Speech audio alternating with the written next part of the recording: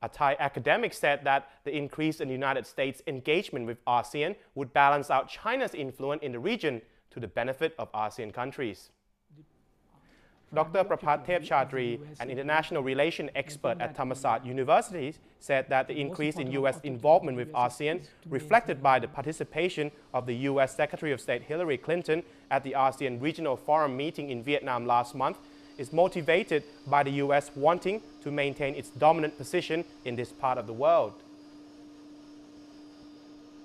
The most important objective of the U.S. is to maintain its dominant role in the region. And then in that sense, the U.S. is trying to maintain that dominant role, but the rise of China is becoming kind of a threat to that kind of position, dominant position in the region. So right now, I think that the China factor has become the very important driving the U.S. Diplomacy in the region, and this will come to the explanation why the U.S. would like to get closer to ASEAN. Dr. Prapat points to the recent development in the South China Sea, where the U.S. has drawn into the age-old dispute over the control of the sea and the Spratleys and Paracel Islands between China, Taiwan, and 4 ASEAN states, namely Vietnam, the Philippines, Brunei, and Malaysia.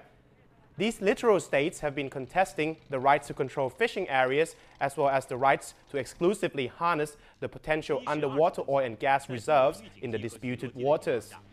For China, the South China Sea is also strategic in terms of Beijing's push to project its naval power in Asia. In recent years, Beijing sees South China Sea as its core interest, putting the contested area on the same level as territories like Tibet and Xinjiang territories, which Beijing said it will go to war for if its perceived sovereignty is violated. At the ASEAN Regional Forum in Vietnam last month, Washington broke its neutrality on the issue when Secretary Clinton said that the U.S. wanted a resolution to the dispute through collaborative diplomatic process, something that has upset Beijing, who prefers bilateral talks where it can be the dominant negotiator. Chinese Foreign Minister Yang Jiechi went so far as to call Clinton's remark as an attack on China.